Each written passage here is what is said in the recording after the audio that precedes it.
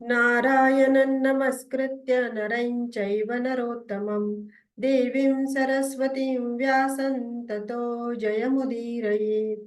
वसुदेवसुतं देवं कंसचाणूरमर्दनं देवकी परमानन्दं कृष्णं वन्दे जगद्गुरुम्। मूकं करोति वाचालं पङ्गुं लङ्घयते गिरिं यत्कृपातमहं वन्दे परमानन्दमाधवम् परमानन्दमाधवम्। हरि ओम.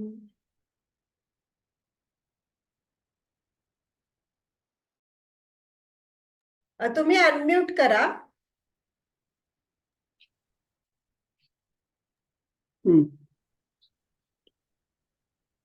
सायली, तू आधी सांगतेस का तू जे काही सांगणार आहेस ते सांग, मग मी नंतर बोलते. रेकॉर्डिंग चालू आहे ना?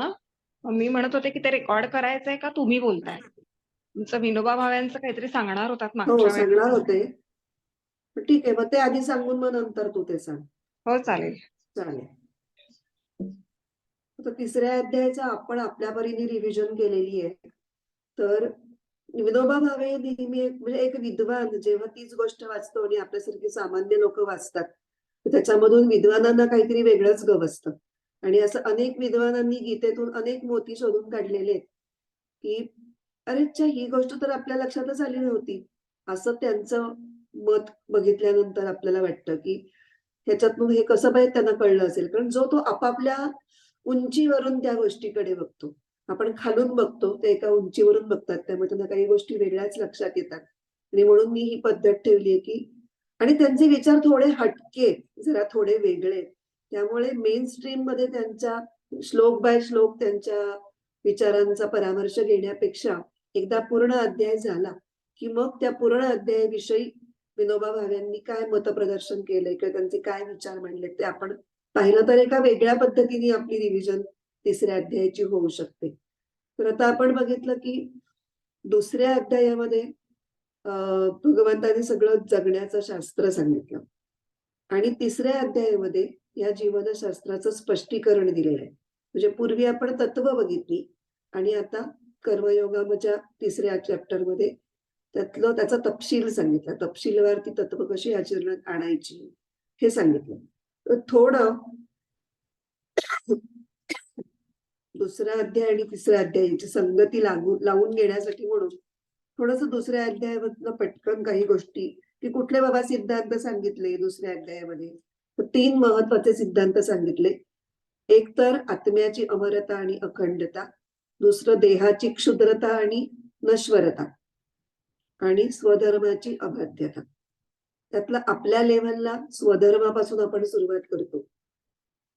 स्वधर्माबद्दल आपण बरेच दुसऱ्या अध्यायापासून बोलतोच आहोत. तिसऱ्या अध्यायात सुद्धा स्वधर्म हा विषय वेगळ्या पद्धतीने मांडलेला आहे की स्वधर्म हा निसर्गतःच मनुष्याला प्राप्त असतो. तो कुठेही शोधायला जायला लागत नाही, कुठल्याही शास्त्राच्या पुस्तकामध्ये सापडत नाही, तो जन्मसिद्धच असतो. म्हणजे आपला जन्म झाला की आपल्याला स्वधर्म येऊन चिकटतो. मग आपण कुठल्या आई वडिलांच्या पोटी जन्माला आलो असू तर त्यांच्याविषयीची कर्तव्य किंवा आपले बहीण भाऊ, आजी आजोबा, आपल्या कुटुंबातले लोक यांच्याविषयीची आपली कर्तव्य, हा आपला धर्म असतो. ज्या समाजामध्ये ज्या जातीमध्ये आपण जन्माला येतो त्या समाजाप्रती आपली काही कर्तव्य असतात.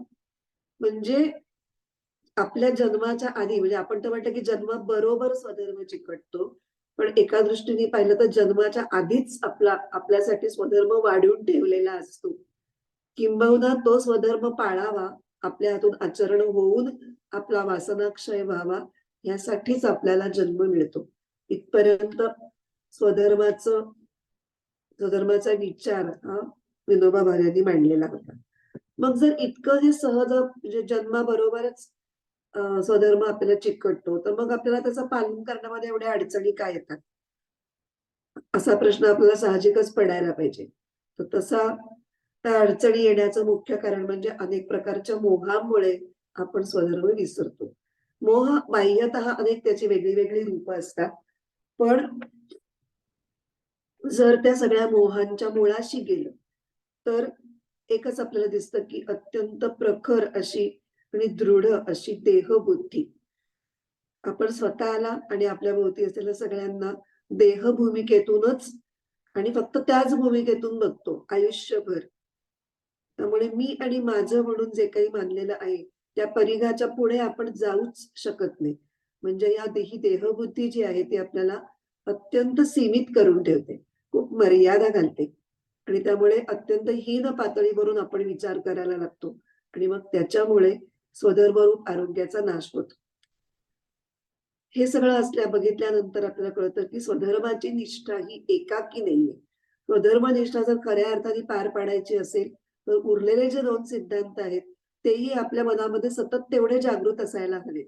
तरच स्वधर्म निष्ठा आपण पार पाडू शकू, की मी म्हणजे मरतुकडा देह नाहीये. हा केवळ वरचा क्षुद्र पापुद्र आहे. हा सिद्धांत आणि मी कधीही न मरणारा, अखंड आणि व्यापक असा आत्मा आहे. हे दोन्ही मिळून जे एक पूर्ण तत्वज्ञान होतं, ते जेव्हा आपल्या मनामध्ये, आपल्या बुद्धीमध्ये काम करत असतं, तेव्हाच आपल्याला स्वधर्म पाळणं शक्य होतं. जर हे 2 सिद्धांत नसते, तर आपल्याला स्वधर्म पाळताच आला नसता किंवा पाळता येणार नाही, जोपर्यंत हे सिद्धांत आपल्याला खऱ्या अर्थाने समजत नाहीत तोपर्यंत. म्हणजे आता सारांश रूपाने काय झालं, की अधर्म आणि परधर्म या आडवाटा अर्जुन अर्जुन किंवा अर्जुनाच्या जागी आपण साधकाला हा उपदेश केलाय असं समजलं. तर साधकांनी त्या आडवाटा टाळाव्यात. परधर्मही करू नये आणि अधर्मही करू नये आणि स्वधर्माचा सरळ मार्ग, धोपट मार्ग आहे तो स्वीकारावा. स्वधर्माची कास कधीही सोडू नये. मग त्याच्यासाठी देह क्षणभंगुर आहे, हे लक्षात घेऊन तो स्वधर्मासाठी वापरावा किंवा गरज पडली तर स्वधर्मासाठी त्याग करायची पाळी आली तरी करावा. कारण देह क्षुद्र आहे आणि तो तसाही कधीतरी नाश होणारच आहे. मग जर चांगल्या कारणासाठी तो नाश झाला तरी काही हरकत नाही. आणि तिसरं, आत्म्याच्या अखंडतेचं आणि व्यापकतेचं भान हे सतत जागं ठेवून चित्तातून स्व आणि पर असा भेद काढून टाकावा. बरेचसे कुविचार किंवा हे जे असतात आपले काम, क्रोध आदी षड्रिपू जे म्हणतो, ते स्व आणि पर असा भेद मनात जेव्हा उमटतो, तेव्हा त्याच्यातले बरेचसे जागे होतात आणि आपल्यावरती राज्य करायला लागतात. त्यामुळे हे जे 3 जीवनाचे मुख्य सिद्धांत आहेत, ते दुसऱ्या अध्यायात भगवंतांनी सुरुवातीलाच सांगितले. कारण तेच अचीव्ह करायचंय. म्हणजे आपण बघितलं आपल्या धर्मग्रंथांची रचना अशी असते, की आधी लक्ष तुमच्या समोर ठेवतात. म्हणजे तुमच्या विचारांना, आचाराला एक दिशा मिळते आणि मग तिथपर्यंत कसं पोहोचायचं, ह्याची सगळी कार्यपद्धती आणि वेगळी त्याची पथ्य, काय टाळा, काय करा हे सांगितलं जातं.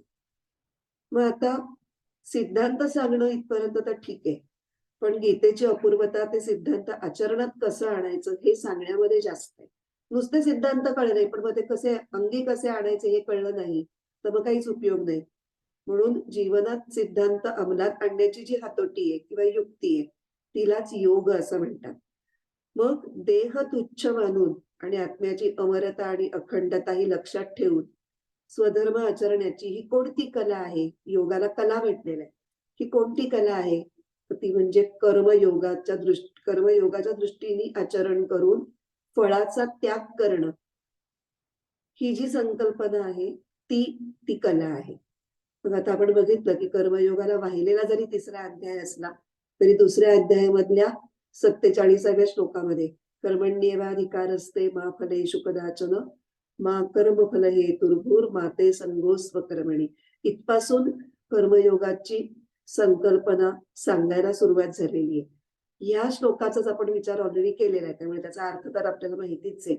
तर या श्लोकामध्ये जर बघितलं तर 2 प्रकारच्या वृत्ती आपल्याला दिसतात.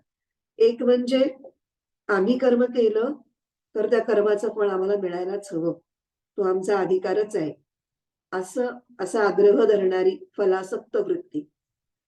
आणि दुसरी वृत्ती आहे, की मला फळ मिळणार नसेल तर आम्ही काही करणारच नाही. ह्या 2 वृत्ती आहेत. या 2 वृत्ती कशा आहेत? पहिली वृत्ती जी आहे ती राजसी आहे. की फळ मिळायलाच हवं, तो आग्रह असतो त्यांचा. आणि दुसरी जी वृत्ती आहे ती तामसी आहे, आळशी. मिळणार नसेल तर काहीही करणार नाही. पण श्रीकृष्ण काय सांगतो या 47व्या श्लोकामध्ये, की कर्म तर कराच, पण फळाचा अधिकार सोडून करा. कर्माचा अधिकार तुम्हाला जन्मसिद्ध आहे, पण तो तुम्ही स्वेच्छेने सोडायचा आहे, हे त्याच्यात सांगितलं जाते. म्हणजे तिसरीच वृत्ती तुमच्या मनामध्ये असायला पाहिजे आणि ती सात्विक वृत्ती आहे. म्हणून अर्जुनाला सांगितलेलं आहे बघा एका श्लोकामध्ये, निर्द्वंद्वो नित्य सत्वस्थो निर्योग क्षेम आत्मवान.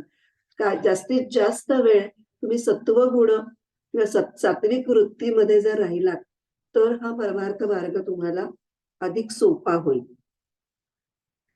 पण हे सांगताना हे विसरलेले नाहीये की फळाच्या विषयी आपल्याला आसक्ती ठेवायची नाही. तर कसंही कर्म कसं तरी करून उरकून टाका असं नाहीये सांगितलेलं.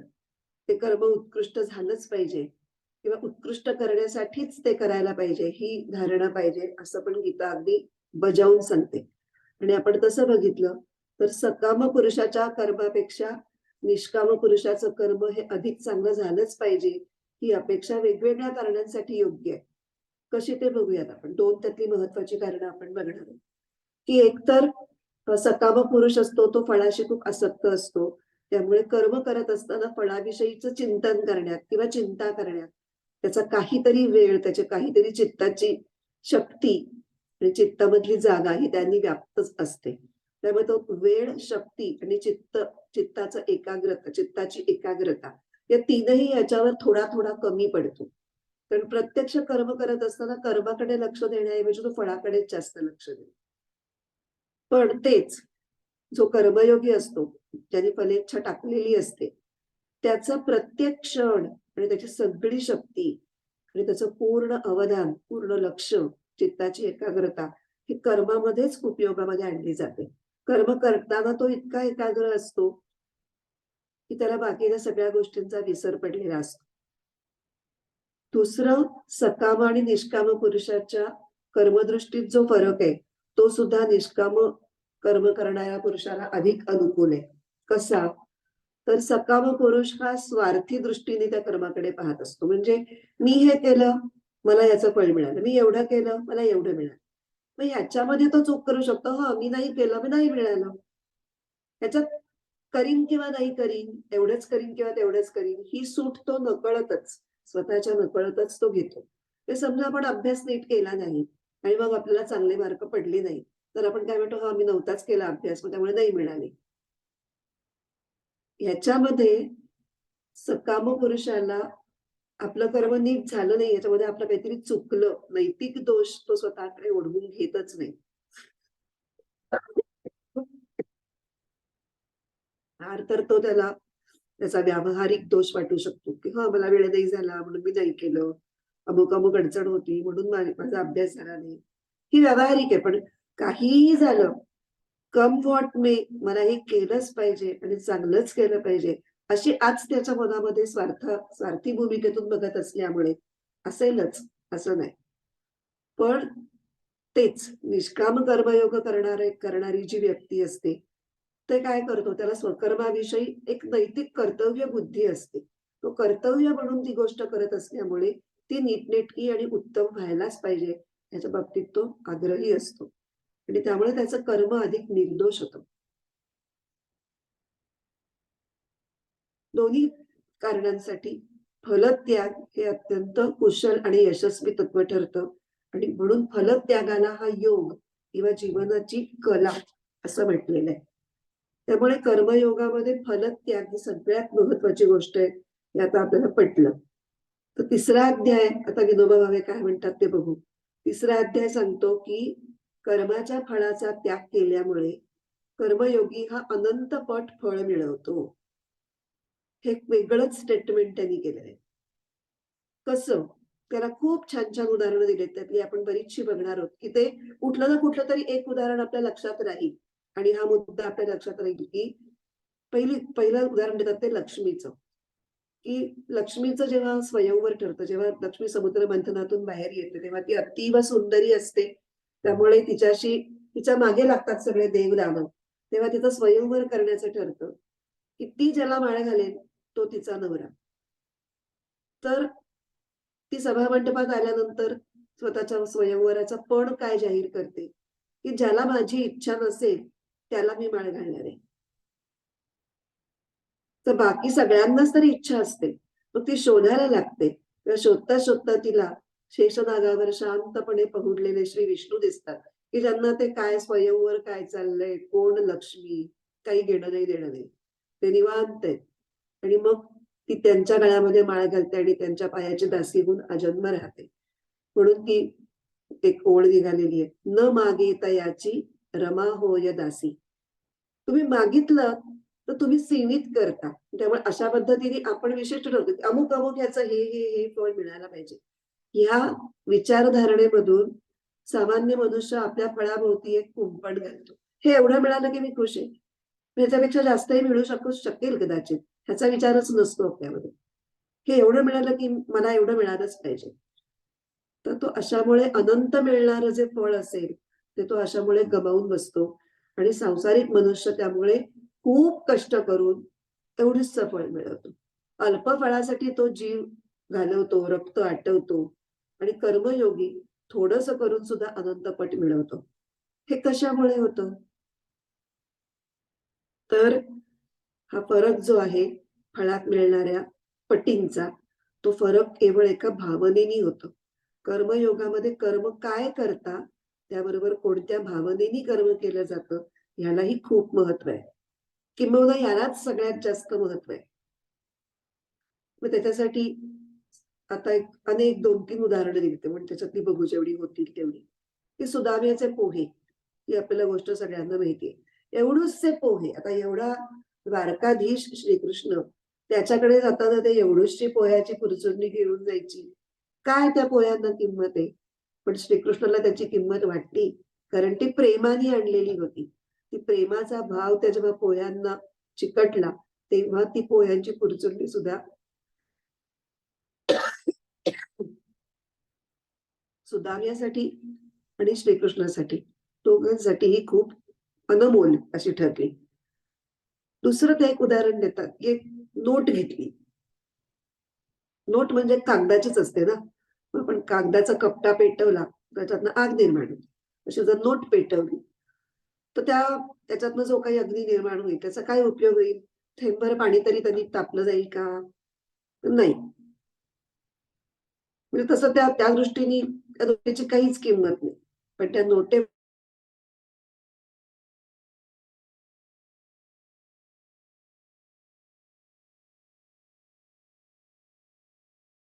जातो तेव्हा त्या नोटेला किंमत प्राप्त होते, कर्माच्या नोटेला. त्यामुळे तो जर शिक्का नसेल तर त्या कर्माच्या कप्ट्याला कोणीही विचारणार नाही. दुसरं ते म्हणतात की समजा आईने एक निरक्षर आई आहे किंवा अगदी जेमतेम लिहिता वाचता येते अशा आईने आपल्या शहरात राहायला गेलेल्या, शिकायला गेलेल्या मुलाला एखाद्या छोट्याशा चिटोऱ्यावर काहीतरी 4-5 ओळी खरडून पाठवल्या. आणि दुसऱ्यानी त्याच्या एका सुविद्य मित्राने एक मोठं काहीतरी पुडकं पाठवलंय आणि एक पाणी. पण त्या मुलासाठी प्रेम या भूमिकेतून बघायला गेलं तर कशाची किंमत जास्त होईल? त्या आईने जे वेडेवाकडे 4 शब्द लिहिले असतील त्याची तुलना त्या 25 पानी पत्राशी होऊ शकेल का? नाही होऊ शकणार. तसंच दक्षिणेचं ते म्हणतात, की जेव्हा आपण दक्षिणा देतो तेव्हा दक्षिणात किती देतो ह्याच्यापेक्षा दक्षिणेमध्ये कृतज्ञतेची भावना आहे का? त्या भावनेनी ओलावा निर्माण झालेला आहे का?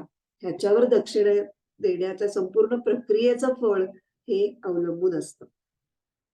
सत्यभामेचं एक त्यांनी उदाहरण दिले. सत्यभामा ही अत्यंत रूपगर्विता होती आणि श्रीकृष्णाच्या बाबतीत अत्यंत पझेसिव्ह होती. त्यामुळे आपलं प्रेम हे सिद्ध करण्यासाठी तिने श्रीकृष्णाची सुवर्ण तुला करायची ठरवली. आणि एका पारड्यामध्ये श्रीकृष्ण बसले आणि दुसऱ्या पारड्यामध्ये सगळं सुवर्ण घालून झालं, सगळे दागिने खंडीभर घालून झाले, तरी श्रीकृष्णाचं पारडं जड ते जड. काय करावं ते सुचेना. आणि मग रुक्मिणीने 2 फक्त तुळशीची पानं अत्यंत प्रेमभराने त्या सगळ्या दागिन्यांच्या आणि सगळ्या सोन्याच्या रत्नांच्या ढिगाऱ्यावर टेकवली, ठेवली, अर्पण केली आणि त्याच्यानंतर लागलीच तुला झाली आणि श्रीकृष्णाचं पारडं वर उचललं गेलं. इथे सुद्धा जे खंडीभर दागिन्यांनी झालं नाही, ते 2 तुळशीपत्रांनी झालं. कारण ते तुळशीपत्र हे समर्पण भावनेनी मंतरलेलं होतं. अजून एक फार गंमतशीर उदाहरण दिलंय, की गंगेवर 2 माणसं अंघोळीला गेली. तर त्याच्यातला एक जण म्हणतो, तो अत्यंत सहसा विज्ञानवादी, भौतिकवादी, की गंगा म्हणजे काय? पाणीच तर आहे. 2 भाग हायड्रोजन आणि 1 भाग ऑक्सिजन. असे 2 वायू एकत्र झाले की झाली गंगा. तो दुसरा मनुष्य म्हणतो, की अरे, भगवान विष्णूच्या पदकमलातून निघालीये. शंकराच्या जटेमध्ये हिचा वास असतो. हिच्या काठावर अनेक ब्रह्मर्षींनी, राजर्षींनी तपस्या केलेली आहे. त्यामुळे अत्यंत पुण्यकृत्य जिच्या काठी घडली आहेत, अशी ही पवित्र गंगामाई आहे. दोघंही त्या गंगेमध्ये अंघोळच करतात. पण एक या पवित्र भावनेनी अंघोळ करतो आणि एक विज्ञानवादी भूमिकेतून गंगा काय, इकडचं पाणी काय, तिकडचं पाणी काय, सगळं सारखंच H2O झालं. या भूमिकेतून अंघोळ करतो. मग ह्या दोघांना काय फळ मिळेल?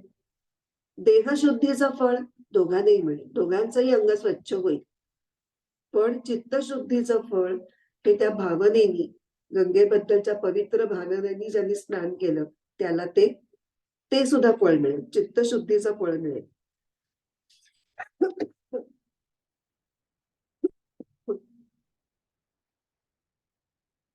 अशा प्रकारे कर्म जरी तेच असलं तरी भावना भेदामुळे कर्माच्या फळामध्ये अंतर पडतं आणि परमार्थी मनुष्याचं कर्म हे आत्मविकासक ठरतं, तर संसारी मनुष्याचं कर्म हे आत्म्याला बंधन घालणारं होतं.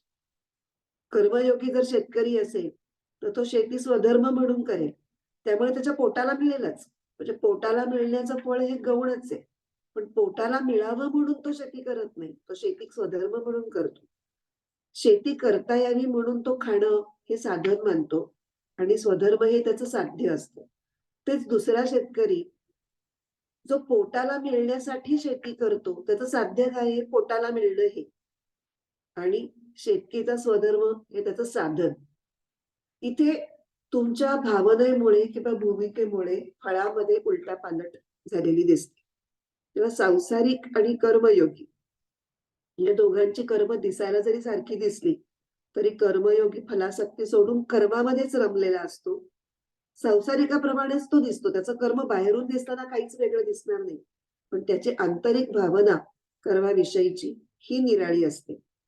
हा एक महत्वाचा मुद्दा. म्हणजे भावनेमुळे कर्माचं फळ हे बदलतं आणि ते अनंत पट मिळतं व अत्यंत उच्च दर्जाचं फळ मिळतं. हा एक पहिला मुद्दा सांगितला विनोबांनी.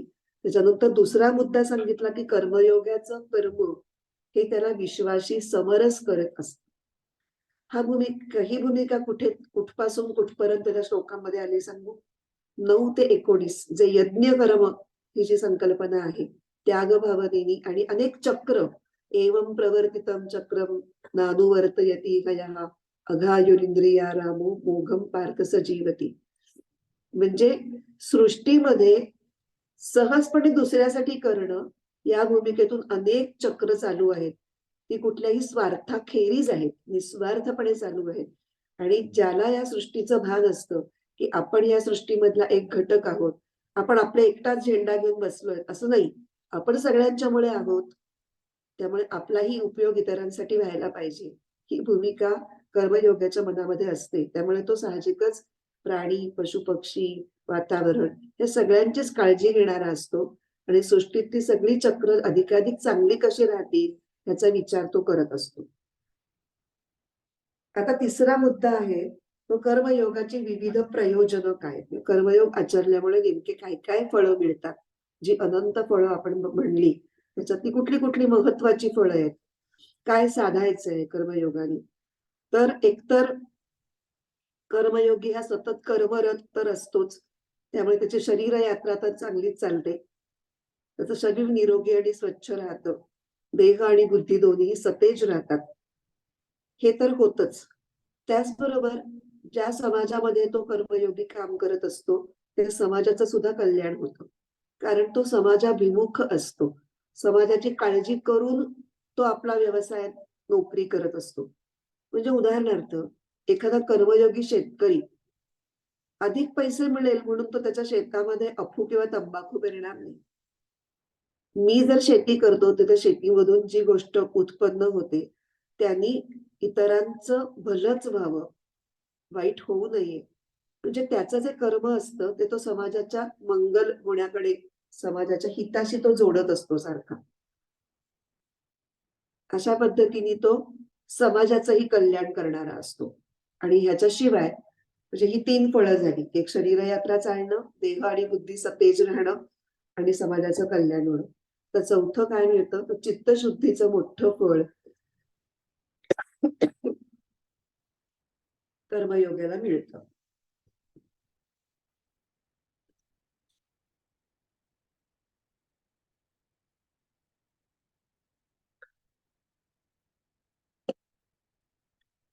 आणि ही चित्तशुद्धी त्याला त्याचं जे काही विहित कर्म आहे, म्हणजे त्याचा जे काही व्यवसाय धंदा जो असेल, ते करता करताच आणि ते अत्यंत उत्कृष्ट आणि निष्काम भावनेने करता करताच त्याची चित्तशुद्धी होत जाते. त्याला उदाहरण म्हणून एक तुलाधार वैश्य त्याचं एक उदाहरण विनोबा भावे देतात, की तो एक वैश्य आहे म्हणजे वाणी आहे. तर एक जाजली नावाचा एक ब्राह्मण हा तुलाधाराकडे ज्ञान मिळवण्यासाठी जातो. तर तुलाधाराचं काम वाणी समजा जर का मोजतच ना, तराजूची दांडी धरून बसलेला असतो. त्याचं लक्ष नेहमी तराजूची दांडी सरळ व्हायला पाहिजे. ही तशी तराजूची दांडी नेहमी सरळ व्हायला पाहिजे. ते बघता, बघता, बघता आणि ते कर्म अत्यंत नीट करता, करता त्याचं मनही सरळ होऊन जातं आणि त्याला आपोआपच साम्य वृत्ती प्राप्त होते.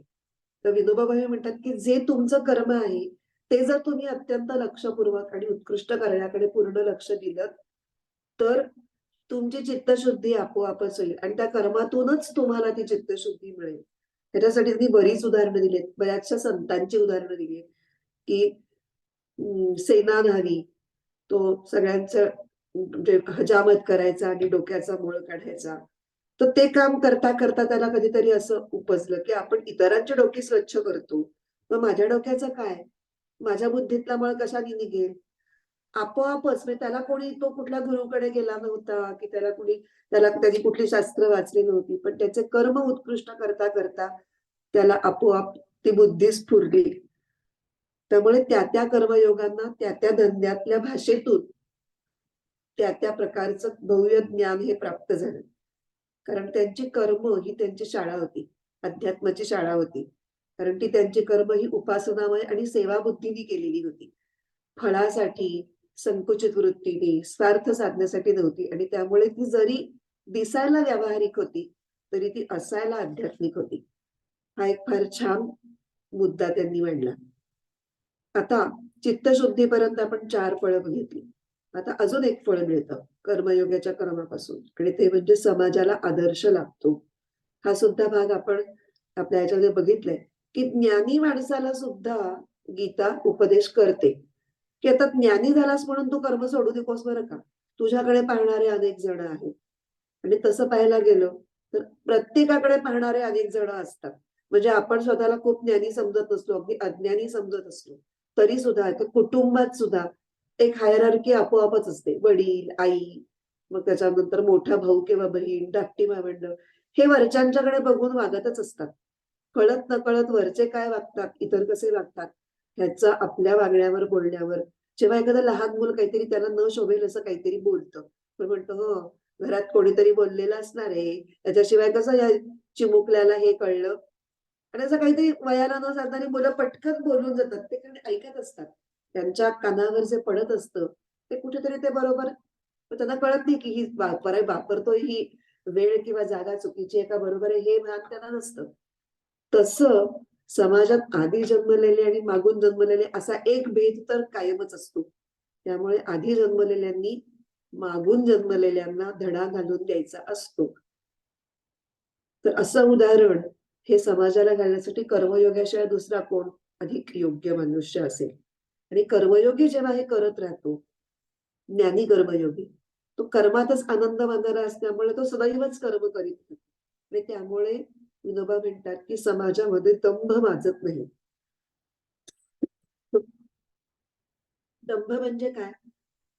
पुढे बघूयात आपण, की ज्ञानी आता ज्ञानीला काही करायची गरज नाहीये. म्हणून तो स्वस्थ बसलाय. पण त्याच्याकडे बसून जो दुसरा आहे अज्ञानी, तो अज्ञानी असून स्वस्थ बसलाय तो आळशीपणामुळे. हा ज्ञानातून आता त्याला ती अवस्था प्राप्त झालीये म्हणून स्वस्थ आहे. तर त्यामुळे एक आतून तृप्त आहे म्हणून स्वस्थ आहे, दुसरा मनातून अतृप्त असूनही स्वस्थ आहे, तर हा दंभ आहे. जसं नसायला पाहिजे तसं दाखवणं किंवा तसं होणं याला दंभ म्हणतात समाजाचं. आणि म्हणून मग संत सगळे काय करतात किंवा खरे ज्ञानी कर्मयोगींनी कसं वागावं असं गीता सांगते, की तुम्ही भले ते शिखर गाठून गेलात तरी इतर जे चढतायत ना ती अवघड वाट, त्यांच्यासाठी तुम्ही तरीही कर्मच करत राहा. त्यामुळे कर्मयोगी तृप्त होऊन जर कर्म सोडेल तर अतृप्त असूनही इतर लोक कर्म सोडतील आणि समाजातला दंभ वाढेल. यासाठी गीता ज्ञानी लोकांना मुद्दाम सांगते की तुम्ही कर्म सोडू नका. आणि तेही ते कर्म आनंदाने करतात. त्याचं ओझं नाही वाटत त्यांना. कारण कर्म करण्यामध्येच त्यांना आनंद असतो. त्यामुळे आता आपण बघितलं की एकंदरीत कर्मयोगी फळाची इच्छा सोडून जे कर्म करतो त्याची किती फळं मिळतात. एक तर शरीर यात्रा उत्तम चालते, शरीर आणि बुद्धी सतेज राहते. ज्या समाजात तो वावरतो तो समाज सुखी होतो. त्याला चित्तशुद्धी लाभून तो ज्ञानाला अधिक पात्र होतो आणि समाजातला दंभ टळतो आणि जीवनाचा एक पवित्र आदर्श समाजासाठी घातला जातो. एवढी फळं त्या कर्मयोगी माणसाला केवळ फळाची इच्छा सोडून कर्म केल्यामुळे मिळतात. मग अशा या दिव्य कर्मयोगाच्या व्रतापासून मनुष्य का ढळतो त्याची ही मीमांसा गीतेच्या शेवटच्या भागात केलेली आहे. ही 2 कारणं म्हणजे राग द्वेष किंवा काम क्रोध, अमुक हवं आणि अमुक नको ह्याच्यामध्ये आपण जर अडकलो प्रमाणापेक्षा जास्त तर आपला कर्मयोग हा आपल्या हातून चांगल्या पद्धतीने पार पडला जाऊ शकत नाही. कारण मग हवं, राग म्हणजे प्रीती असलेली गोष्ट, मग प्रीतीतून पुढे आसक्ती, ते मिळालं तर अधिक हवं म्हणून लोभ, नाही मिळालं तर क्रोध. हे सगळे विकारांची सगळी जंत्री सुरूच होते. अशा प्रकारे हा 3ऱ्या अध्यायामध्ये ज्ञान ह्या गोष्टी सांगितल्या आहेत. त्यात आता 3 मुद्दे मग बघितले की एकतर कर्माचं फळ हे अनंतपट का होतं. कर्मयोगी माणसाचं कर्मयोग साधल्यानंतरचं फळ हे अनंतपट हे त्याच्या भावनेमुळे होतं. हे एक आपण बघितलं. आणि दुसरं त्याचं सामाजिक भान, वैश्विक भान हे खूप वाढतं. त्यामुळे तो संपूर्ण सृष्टीचा विचार करणारा होतो. त्याची संकुचित वृत्ती जी असते ना ती निघून जाते आणि तो त्याचं मन विशाल होतं, व्यापक होतं आणि त्याच्या मनातला हा माझा, हा परका, हा भाव गळून जातो. आणि हे 2 बघितलं आणि मग कर्मयोगाचे विविध अनंतपटीने मिळणारी फळं काय आहेत ती बघितली. आणि कर्मयोग व्रतामध्ये व्यत्यय कशामुळे येतो आणि म्हणून कामरूपी शत्रूचा नाश कर असं सांगून हा 3रा अध्याय संपतो. तर आपण 4थ्या अध्यायाची थोडी प्रस्तावना बघूया. 3ऱ्या अध्यायाची आपली रिव्हिजन झालेली आता. तर 3ऱ्या अध्यायामध्ये सविस्तर वर्णन केले गेलेल्या कर्मयोगाचा विषय हा आपण बघितलं तर 2ऱ्या अध्यायामध्ये सुरू झालाय. 47-48 या श्लोकापासून तो सुरू झालाय. तोच विषय 4थ्या अध्यायात सुरू राहिलेला आहे. हे कशावरनं कळतं. 4थ्या अध्यायातला जो पहिला श्लोक आहे, इमं विवस्वते योगम प्रोक्तवानहमव्ययम् विवस्वान मनवे प्राह मनुरिक्ष्वा कवे प्रवी. त्यातल्या इमम या पहिल्या शब्दाने, ते सर्वनाम आहे, ह्या पदावरून आपल्याला कळतं की ह्या म्हणजे कुठल्या. आता ज्याच्याविषयी बोललो त्याच्याकरताच आपण हा शब्द वापरतो ना. म्हणजे जे 2ऱ्या आणि 3ऱ्या अध्यायात सांगून झालं त्याच्याविषयीच 4था अध्याय सुद्धा बोलतोय हे त्या सुरुवातीच्या इमम या शब्दाने आपल्याला कळतं. म्हणूनच असं मानतात की 4था अध्याय हा 3ऱ्या अध्यायाचं परिशिष्ट, तेच पुढे कंटिन्यू झाला विषय. पण इथे एक गोष्ट आपल्याला लक्षात घ्यायला पाहिजे की भगवद्गीता हा कृष्णार्जुनांमधला संवाद आहे. तो होताना काही अध्यायवाईज झालेला नाहीये. म्हणजे आता 2रा अध्याय झाला की ते संकल्प वाक्य म्हणतायत श्रीकृष्ण, मग पुढचं असं नाहीये. तो झाला तेव्हा सलग झाला. त्याला विषयांच्या अनुकूल असे त्याचे अध्याय पाडणं आणि त्याला त्या त्या विषयाच्या अध्यायाला ते ते नाव देणं, हे काम नंतर व्यासांनी केलेले. भगवद्गीता सांगितली श्रीकृष्णांनी, पण ती ग्रंथ स्वरूपात आणण्याचं काम केलंय ते व्यासांनी केले. त्यामुळे चौथ्या अध्यायात जरी तिसऱ्या अध्यायातला विषय जरी कंटिन्यू झालेला असला तरी त्यात काहीतरी वेगळेपण आहे, म्हणूनच तो चौथा अध्याय म्हणून वेगळा केलेला आहे. बरोबर? मग त्याचं वेगळेपण काय आहे ते आपण थोडंसं आता बघूया.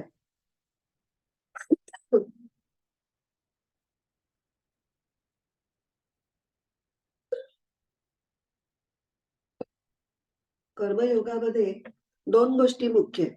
एक कर्मयोगाचं आचरण आणि कर्तव्य कर्माविषयीचं विशेष ज्ञान. त्यातला पहिला जो भाग आहे, कर्तव्य कर्माचं आचरण, हा भाग सगळा तिसऱ्या अध्यायामध्ये इलॅबोरेटली सांगितलेला आहे. आणि कर्तव्य कर्माविषयीचं विशेष ज्ञान प्राप्त करणं किंवा असणं, हा जो भाग आहे, हा चौथ्या अध्यायाचा विषय.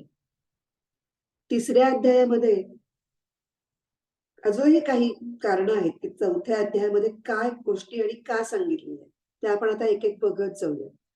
तिसऱ्या अध्यायामध्ये खूप कर्मयोगाची भलावण केल्यामुळे हाच एकमेव मार्ग, हा अनंत तत्वाकडे जाण्याचा एकमेव मार्ग आहे, असा साधकाचा कदाचित गैरसमज होईल. म्हणून या चौथ्या अध्यायामध्ये भगवान असं लक्षात आणून देतात की आत्मतत्वाचं मंदिर गाठण्यासाठी सर्व साधकांना, म्हणजे प्रत्येक साधकाला हे ज्ञानयोगाच्याच एकमेव मुख्य कमानीमधून जावं लागणार आहे. मग त्या कमानीपर्यंत येण्यासाठी तुमची जी काही मानसिक बौद्धिक स्तर असेल त्यानुरूप, तुमची आवड असेल त्यानुरूप तुम्ही जो काही हवा असेल तो मार्ग निवडा, पण त्या कमानीपर्यंत यायलाच पाहिजे तुम्हाला. मुख्य द्वार हे ज्ञानाचंच द्वार आहे.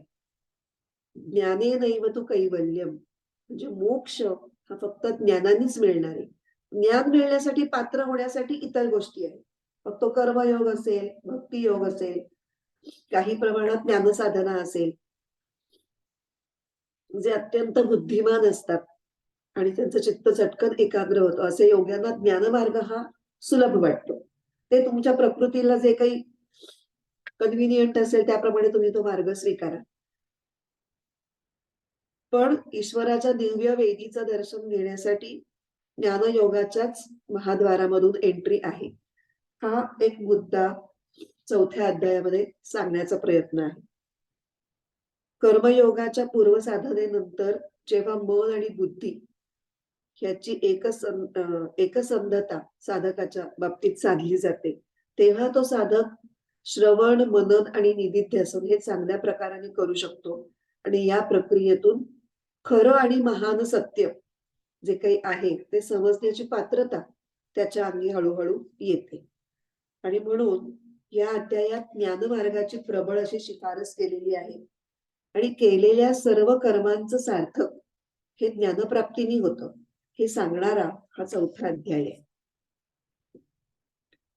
तिसऱ्या अध्यायामध्ये श्रीकृष्णांनी जो क्रांतिकारक विचार कर्मयोगाच्या रूपाने सांगितलेला आहे की नाही, तो जणू काही श्रीकृष्णांनी स्वतःच्या डोक्यानेच मांडलेला आहे की काय, जे हा त्याला काही शास्त्रीय आधार आहे का, त्याच्याच कल्पनेतून निघालेला हा एक बौद्धिक सिद्धांत आहे, असं कदाचित अर्जुनाला वाटेल.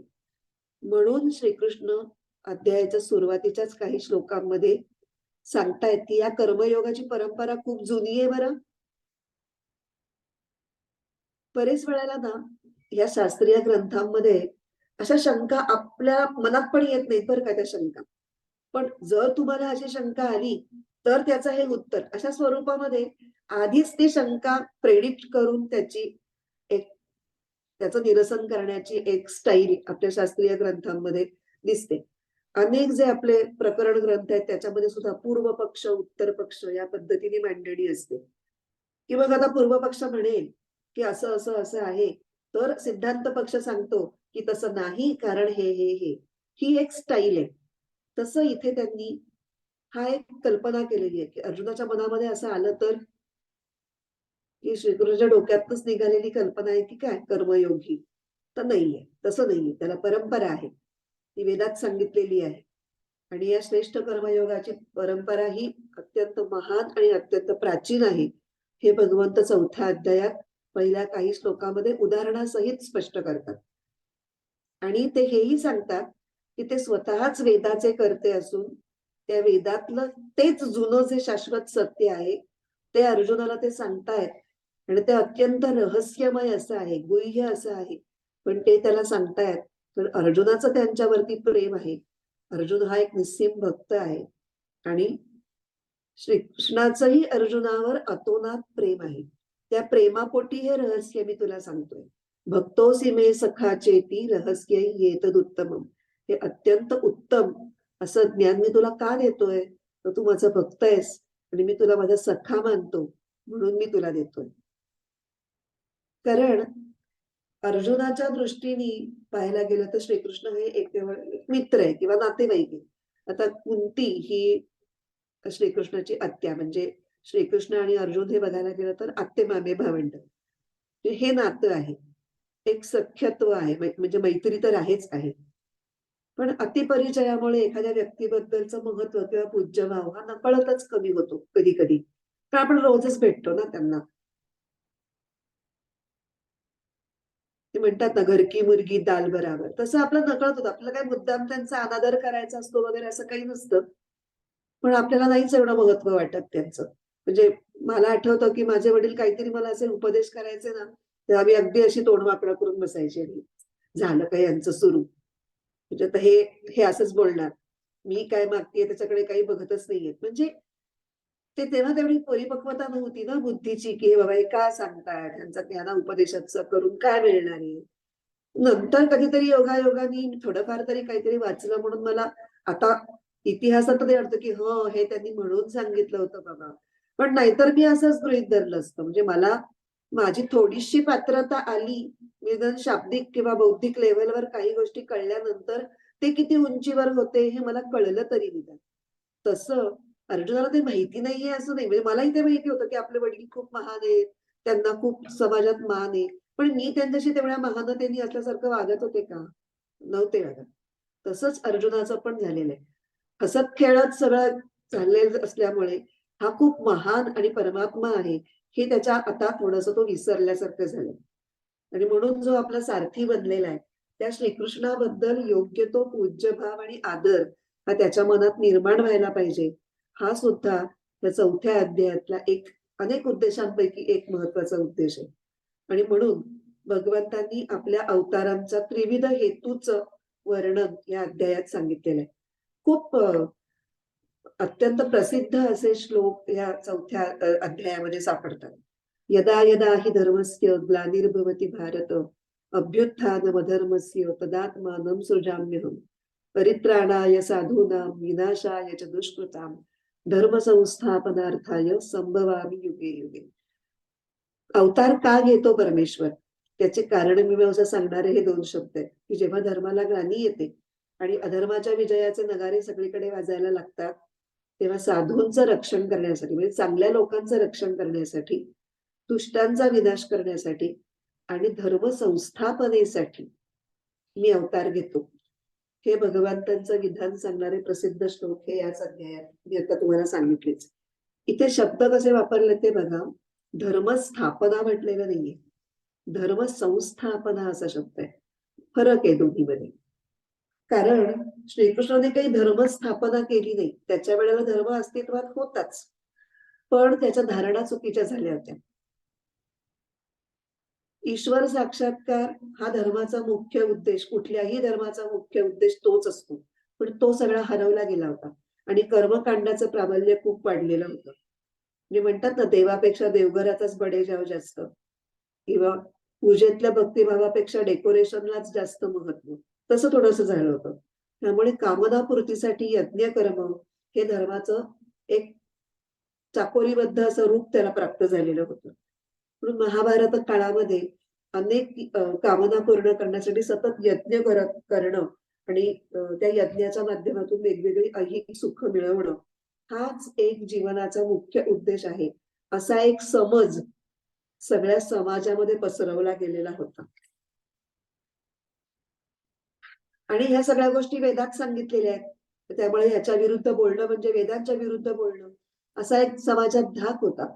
त्यामुळे याज्ञिक कर्मकांडांच्या विरुद्ध पण जायला कोणीही धजावत नव्हतं. पण भगवान श्रीकृष्णांचा अवतार हा क्रांती करण्यासाठीच घडलेला होता, त्यांनी घेतलेला होता. त्यामुळे या असल्या कामनिक याज्ञिक कर्मकांडांच्या नादी अजिबात लागू नका, हे त्यांनी खूप बालवयापासून सांगितलं होतं. आपल्याला गोवर्धनाची पूजेची कथा माहितीये की खरं तोपर्यंत परंपरेने गोपलोक इंद्राची पूजा करत असत. पण इंद्राची पूजा कशासाठी करतो आपण? हा प्रश्न विचारण्याचं बंडखोर मन श्रीकृष्णाचं होतं. आणि नुसतं विचारून थांबले नाही, त्यांनी इतरांच्या गळी ते उतरवलं की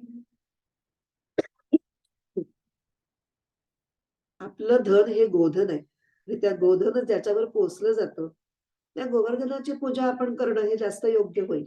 की त्यांनी सगळ्यांना पटवलं आणि मग गोवर्धनाची पूजा ज्या बालकृष्णांनी करायला लावली त्याच कृष्णाने पुढे आपल्याला हे सांगितलं की हे कर्मकांड जरी वेदांमध्ये सांगितलेलं असलं तरी तोच एकमेव वेदांचा भाग आहे असं नाही, किंवा त्यालाच खूप प्रॉमिनन्स आहे, तो मुख्य भाग आहे, अत्यंत महत्वाचा आहे असं समजायचं कारण नाही. वेदातल्या उपनिषद भागामध्ये जे ज्ञान सांगितलेलं आहे तो वेदाचा मुख्य भाग आहे, त्याचा विचार करण्याची गरज आहे आणि ते अर्थातच आत्मज्ञान आहे. त्यामुळे अनेक देवतांच्या पूजांच्या नादी न लागता स्वतःमध्ये असलेला ईश्वर तुम्ही पाहायला शिका आणि ते तुमचं आत्मस्वरूप हेच ईश्वराचं रूप आहे आणि त्याचं ज्ञान म्हणजे आत्मज्ञान. त्यामुळे जीवनाचा मुख्य उद्देश जसं लोकांना वाटत होतं तसं सुख मिळवणं हा नसून आत्मज्ञान प्राप्त करणं हा आहे. आणि त्यासाठी मी सांगतो ते साधना रूपी यज्ञ करा. हा यज्ञ कल्पना वेगळ्या पद्धतीने, म्हणजे तिसऱ्या अध्यायातली यज्ञ संकल्पना वेगळी आहे, इथे थोडीशी वेगळी आहे. तर यज्ञ म्हणजे काय? तर विविध साधनांच्या द्वारे किंवा उपासनांच्या माध्यमातून स्वतः ईश्वरी तत्वाचा वेध घेणं म्हणजे यज्ञ.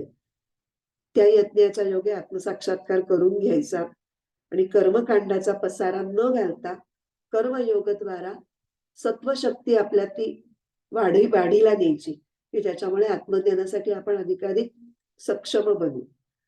तर मग या अध्यायामध्ये विविध यज्ञांच्या माध्यमातून एकंदरीत 12 साधना किंवा 12 उपासना सांगितलेल्या आहेत. ईश्वर पूजा, स्वाध्याय, चिंतन, संयमित जीवन, प्राणायाम अशा अनेक साधना उपासना ज्या ध्यान समाधीसाठी सुद्धा पूरक ठरतात, ह्या सगळ्या गोष्टींचा त्यांनी यज्ञ या संकल्पनेमध्ये समावेश केलेला दिसतो. आणि त्या काळी प्रचलित अशा कोणत्याही कर्मकांडात मग यज्ञाचा या अध्यायातल्या ज्या 12 यज्ञ सांगितले त्याच्यातल्या एकाही यज्ञाशी दुरान्वयानेही संबंध नाही. ते प्युअरली उपासनांना यज्ञ हे नाव दिलेलं आहे. आणि असं शेवटी सांगतात की सर्व यज्ञामध्ये ज्ञान यज्ञ हा श्रेष्ठ आहे आणि सर्व कर्म अखेर ज्ञानात परिसमाप्त होतात. म्हणजे मगाशी जे आपण म्हटलं की सगळ्या कर्मांचं सार्थक शेवटी ज्ञानप्राप्तीमध्ये आहे. हे जे भगवंतांचं वाक्य आहे की सगळ्या यज्ञामध्ये ज्ञानयज्ञ श्रेष्ठ आहे आणि कर्म अखेर ज्ञानात समाप्त होतात. परिसमाप्त म्हणजे परिणत होतात, फलद्रूप होतात. कर्माचा एंड रिझल्ट शुड बी ज्ञान, आत्मज्ञान. तर ह्याच्यामुळे जीवनातल्या सगळ्या कर्मांना किंवा सगळ्या उपासनांना किंवा सगळ्या विचारधारणांना किंवा वेगवेगळ्या योग प्रक्रिया जर आपण करत असू त्या सगळ्या योग प्रक्रियांना एक ज्ञानाची दिशा मिळते आणि आत्मसाक्षात्कारातून होणारं जे आत्मज्ञान आहे तेच अंतिम मुक्कामाचं ठिकाण आहे. हे अंडरलाईन होतं, ही फॅक्ट अंडरलाईन होते. त्यामुळे श्रीकृष्णाच्या या अध्यायातलं जे सगळं वक्तव्य आहे त्याच्यामध्ये 3 गोष्टी प्रामुख्याने खूप बॅलन्स्ड फॉर्म मध्ये सांगितल्या गेलेल्या आहेत की एक ज्ञान हे जरी अंतिम उद्दिष्ट असलं तरी त्याच्या मार्गाची सुरुवात ही स्वधर्म कर्मांनीच होते आणि ते कर्म निष्कामतेने करण्याने होते. हे सांगण्याची गरज काय आहे? तर प्राप्त कर्तव्य टाळून ज्ञानाकडे जाता येत नाही ही गोष्ट त्याला हॅमर करायची अर्जुनाच्या डोक्यावर. कारण अर्जुनाचं आता प्राप्त कर्तव्य कर्म काय? युद्ध. ते युद्ध टाळू बघतोय तो, सोडू बघतोय तो. त्यामुळे खूप ज्ञानाच्या गोष्टी मी तुला सांगणार आहे आणि ज्ञान तू मिळव, पण हे केलंच पाहिजे. तो मुद्दा तो कधी सोडत नाही. किती वेळेला गीतेमध्ये युद्धस्व आलं असेल. की आत्ता काय आहे ते करायलाच पाहिजे, बाकीचं सगळं नंतर, ते आपोआप तुझ्या तिथे पोचशील, हे केलंच तरच तिथे पोचणार आहे, हे सारखं सांगितलं जातं. दुसरं, ज्या उपासना सांगितल्या, जे सगळ्यांसाठी ज्ञान प्राप्त करून देणाऱ्या उपासनांचा एक मध्यवर्ती मार्ग पण स्पष्ट केलेलाच आहे. विविध उपासनांचे मार्ग सांगितले आणि ते सांगताना शब्द कुठले वापरले? अमुक यज्ञ, तमुक यज्ञ, स्वाध्याय यज्ञ, जप यज्ञ. म्हणजे यांना काय म्हणायचंय, तत्कालीन समाज रचनेचा विचार जर केला तर यज्ञाचं खूप स्तोम मजलेलं होतं. त्यामुळे यज्ञाभिमानी लोकांचा रोष न ओढवता यज्ञ या संकल्पनेचा वेगळा अर्थ लावण्याचा प्रयत्न सूक्ष्मपणे श्रीकृष्णांनी या वक्तव्यातनं केलेला आहे. तो यज्ञ म्हणजे कुठेही ऐहिक कर्मकांड, होम हवन असं कुठेच नाहीये. पण म्हणताना काय म्हणतोय? यज्ञ, हा यज्ञ, तो यज्ञ. वरकरणी त्याला यज्ञाचं एक रूप दिलेलं आहे. यज्ञातले जे काही वेगवेगळ्या आहेत संकल्पना, त्यांची रूपकं वापरलेली आहेत. पण प्रत्यक्षात त्या सगळ्या रूपकांचे वेगळे अर्थ लावलेले आहेत. अधिक चांगले अर्थ लावलेत.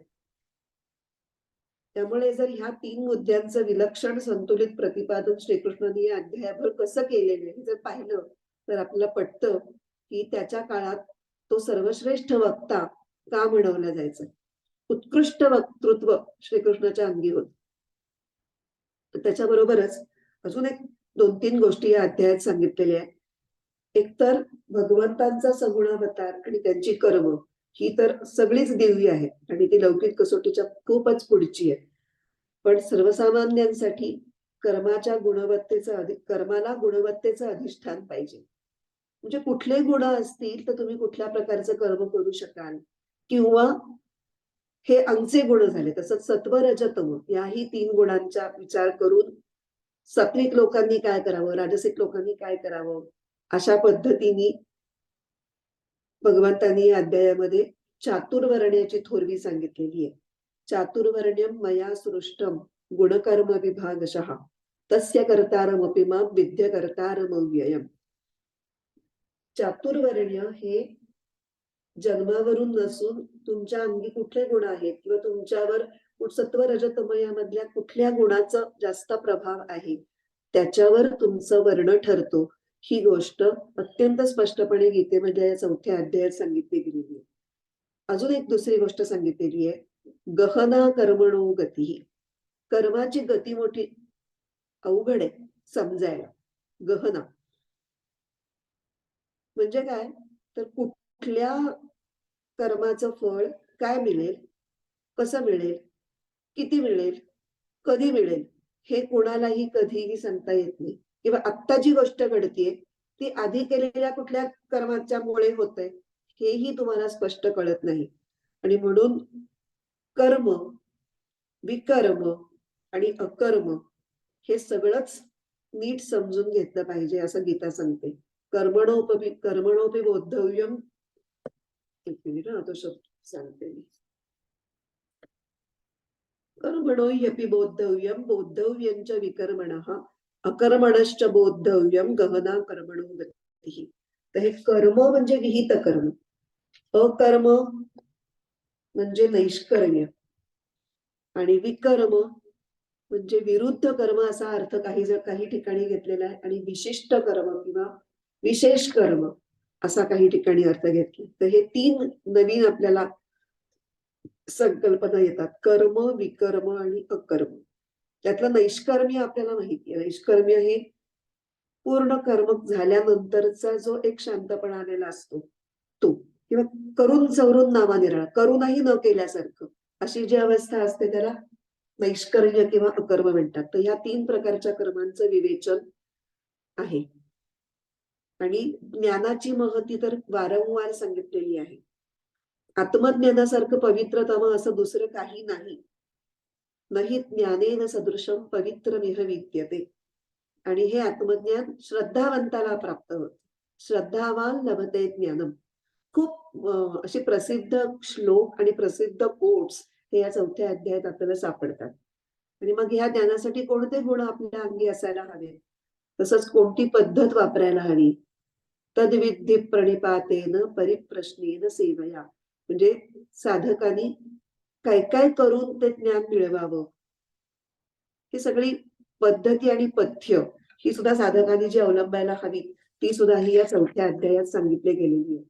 आता सगळ्यात शेवटी बऱ्यापैकी आपण ह्या अध्यायामध्ये काय काय विषय सांगितले गेलेले आहेत त्याच्याविषयी मी आता सगळं थोडक्यात सांगितलेलं आहे. आता सगळ्यात महत्वाची गोष्ट सांगायची राहिली ती म्हणजे याचं शीर्षक, ज्ञान कर्म संन्यास योग. ह्या शीर्षकाचा अर्थ काय किंवा हे शीर्षक का दिलंय बाबा, तर कर्माला ज्ञानाचे डोळे लागले की माणसाचं विहित कर्म हे कर्म संन्यासात म्हणजे नैष्कर्म्य सिद्धीत पालटतं, ट्रान्सफॉर्म होतं.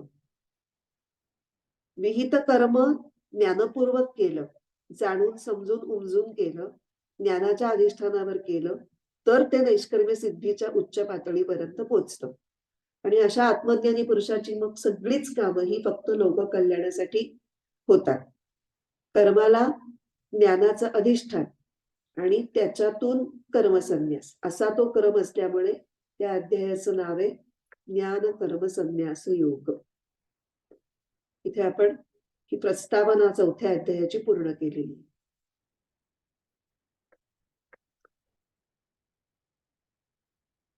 तुझं किती वेळाचं, एक 5 मिनिटाचं असेल आणि जर सगळ्यांना थांबणं शक्य असेल तर आपण सायलीनी काय सांगायचे ते करूया, आणि जर वेळ नसेल तर मग पुढच्या वेळेला करू. हा, पुढच्या वेळेला करूया का, कारण एक 5 मिनिटाच्या वरती थोडंसं होईल. बोलू का? यांना विचार, मला वेळ आहे पुढच्या वेळेला. रेकॉर्डिंग मध्ये घ्यायचंय का तुझे ना? हरकत नाही, तेवढं आलं तरी काय हरकत नाही, पुढच्या वेळेला करू. मग आपण प्रार्थना म्हणून संपूया. ओम पूर्णमद पूर्णमिदं पूर्णात् पूर्णमुदच्यते पूर्णस्य पूर्णमादाय पूर्णमेवावशिष्यते. ओम शांती शांती शांती. हरि ओम. श्री गुरुभ्यो नमः. हरि ओम.